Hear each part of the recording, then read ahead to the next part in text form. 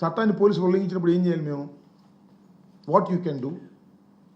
మాకు చట్టాన్ని పోలీసు వారే ఉల్లంఘించినప్పుడు, ఎవరైతే కేసు రిజిస్టర్ చేయాలో వాళ్ళే రిజిస్టర్ చేయనప్పుడు, వాళ్ళు నిష్పక్షపాతంగా వ్యవహరించుకోకుండా పక్షపాత ధోరణితో వ్యవహరిస్తున్నప్పుడు, తెలుగుదేశానికి సంబంధించినటువంటి చిన్న నాయకులు ఇచ్చిన కేసు రిజిస్టర్ చేసి మా వాళ్ళ మీద యాక్షన్ తీసుకుంటున్నప్పుడు, నాలాంటి వాడు కేసు ఇచ్చినా కూడా రిజిస్టర్ చేయకోకుండా చెత్తబుట్లో పడేస్తున్నప్పుడు మేము ఏం చేయాలి?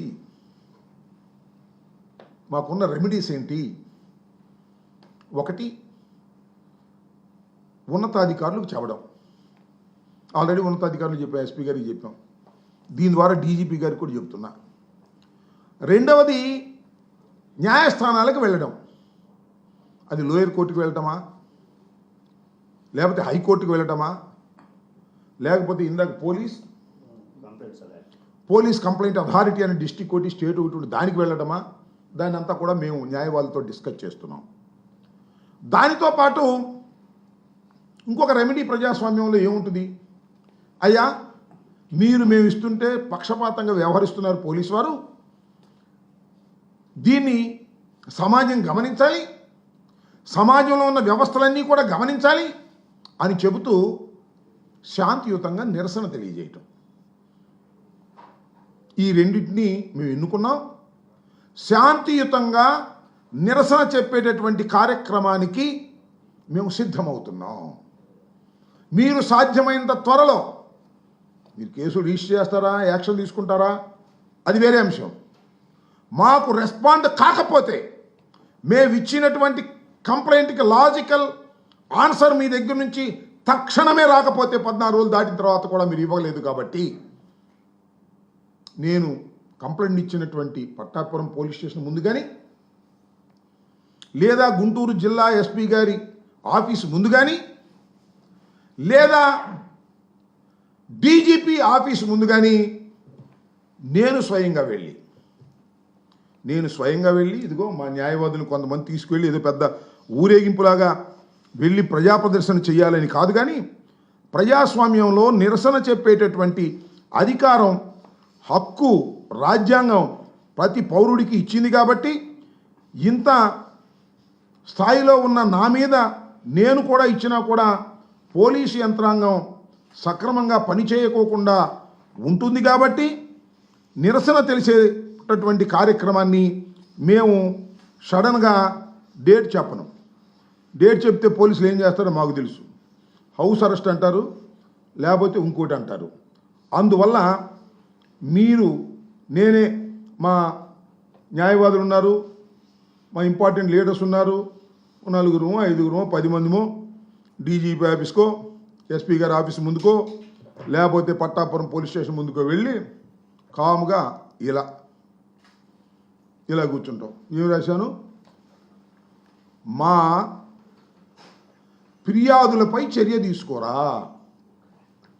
అయ్యా డీజీపీ గారు,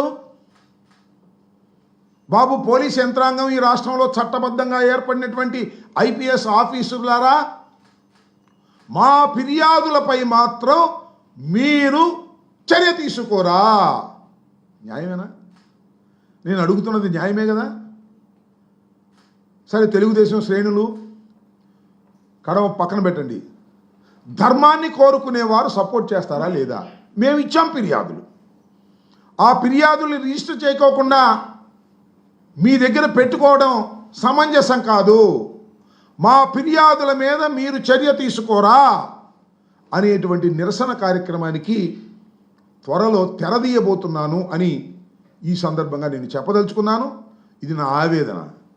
నా మీద, నా కుటుంబం మీద, మా నాయకుడి మీద ట్రోల్ చేసి అసభ్యకరంగా పోస్టులు పెట్టి అవమానించి మా మనోభావాలు దెబ్బతీస్తే పోలీసులు పట్టించుకోరు. కానీ చంద్రబాబు నాయుడు గారి మనోభావాలు, లోకేష్ గారి మనోభావాలు దెబ్బతింటే ఆగమేఘాల మీద వచ్చి మా సోషల్ మీడియా కార్యకర్తలను పట్టుకుపోయి కొట్టి చిత్రహింసలు చేసి ఒప్పించి జైల్లో పెడతారు. నెలల నిలబడి వాళ్ళ జైల్లో ఉండేటువంటి పరిస్థితి. చట్టం తెలుగుదేశం వారికి ఒకటి, వైసీపీకి ఒకటి ఉంటుందా ఈ రాష్ట్రంలో, ఈ దేశంలో?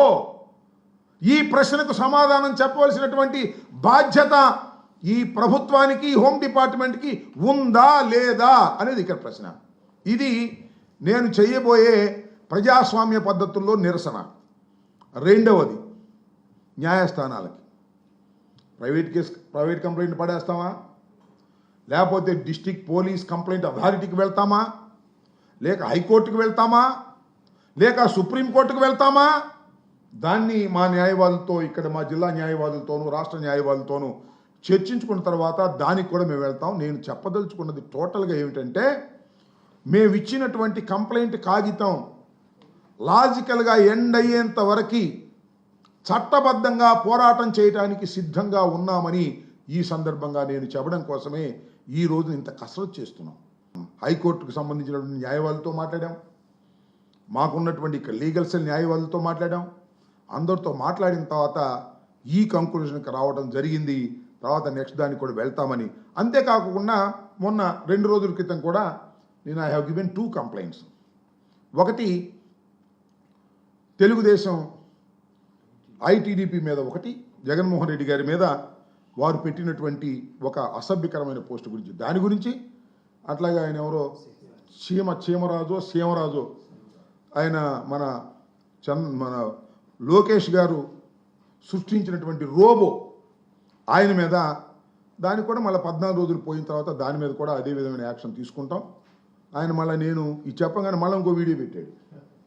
ఏం చేసుకుంటారో చేసుకోండి అంటే, లోకేష్ గారి యొక్క సపోర్టు, పోలీస్ యంత్రాంగం యొక్క సపోర్టు వారికి ఉంది కాబట్టి వారు ఆ పద్ధతుల్లో వెళ్ళేటటువంటి ప్రయత్నం చేస్తున్నారు. దానికి కూడా ఎక్నాలెడ్జ్మెంట్ తీసుకోవడం జరిగింది. ఇప్పుడు ఇది 6వ తారీఖు తీసుకున్నాను.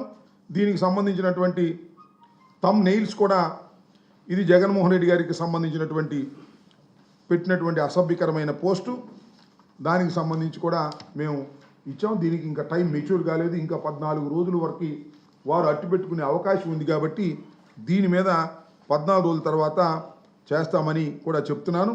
అలాగే నా మీద కూడా ఇవన్నీ పెట్టారని, ఇవన్నీ చదివితే మళ్ళీ ట్రోల్ చేస్తున్నారు.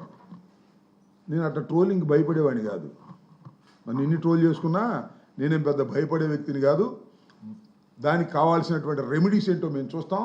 నా మీద ట్రోల్ చేస్తున్నారు, ఇదేదో పెట్టామని చెప్పేసి, ఒరే ఆంబోత్ అని అవన్నీ ఎన్ని రకరకాలుగా పెట్టి ఆయన చదివినిపించాను. నా మీద నేనే చదివినిపించానని నన్ను ట్రోల్ చేస్తున్నారు.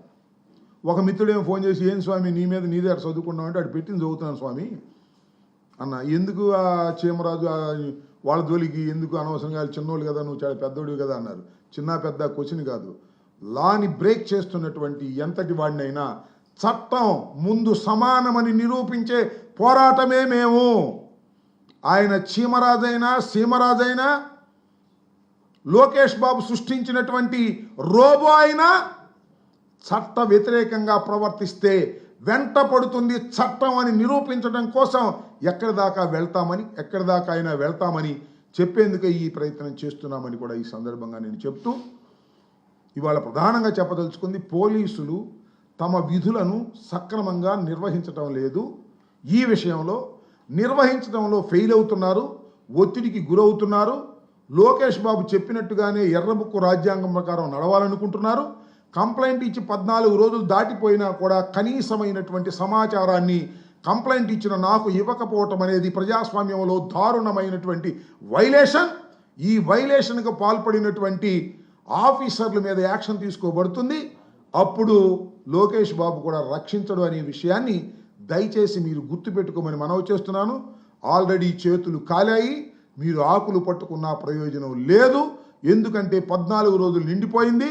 14 రోజులు ముందే మీరు రిజిస్టర్ చేసి ఉంటే ఓకే. ఎందుకంటే రిజిస్టర్ చేశామని నాకు చెప్పలేదు, నేను అడిగాను. 2 రోజులు ఆగి చెప్తా, 3 రోజులు ఆగి చెప్తా అంటున్నారు. మీరు చట్టాన్ని ఉల్లంఘిస్తున్నారు. మీకు దగ్గర నుంచి మా రిసీట్లన్నీ ఉన్నాయి, ఏ రోజును తీసుకున్నామో. కాబట్టి మీరు చట్టంలో ఇరుక్కుంటున్నారు. ఇప్పుడైనా ఏదైనా అవకాశం ఉంటే జాగ్రత్త పడి చట్ట ప్రకారం నడుచుకుంటే మంచిది అని మాత్రం చెప్పదలుచుకున్నాను. నా నిరసన తెలియజేస్తాను, ఎప్పుడో ఎక్కడో ఎలాగో తర్వాత మీరే చూస్తారు. ఓకే,